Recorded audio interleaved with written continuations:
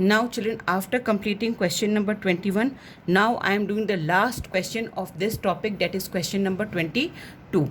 That is also very easy, and here we come to end of the second important chapter of your partnership, reconstitution of partnership firm. This is coming to an end. Now in my next classes I will be going on to the a new chapter, that is admission of partnership, admission of partners.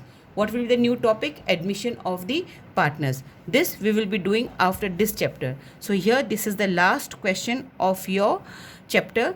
As I am explaining you, listen. First I will read the numerical question and then I will go to the solution.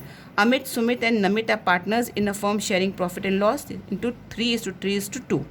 They decided to share profit equally. फिर वही बात आ गई, पहले वो लोग 3:3:2 में share करते थे, अब उन्होंने इक्वली शेयर करने का सोचा. Now on that date the profit and the loss account showed the credit balance. उन्होंने कितना प्रॉफिट कमाया? Credit balance. प्रॉफिट का क्रेडिट बैलेंस का मतलब होता है इन्होंने कितना प्रॉफिट कमाया? 1,20,000. फिर रिपीट कर रही हूँ, debit balance of profit and loss means नुकसान और credit balance of profit and loss means profit. Instead of closing the profit and loss account, it was decided to record an adjustment entry reflecting the change in the profit.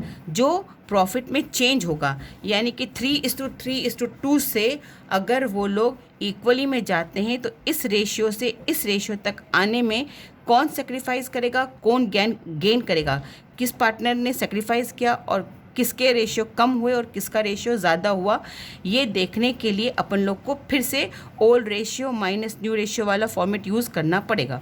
उसके बाद आपको मालूम पड़ेगा किसने sacrifice किया है और किसने गेन किया है, क्योंकि वो इसमें ये कह रहे हैं कि आपको जो आपने एक नया रेशियो निकाला, उनका जो डिफरेंस निकला, पुराने और नए रेशियो के बीच में जो डिफरेंस निकला है, उस डिफरेंस के बेसिस पर जर्नल एंट्री बनानी है.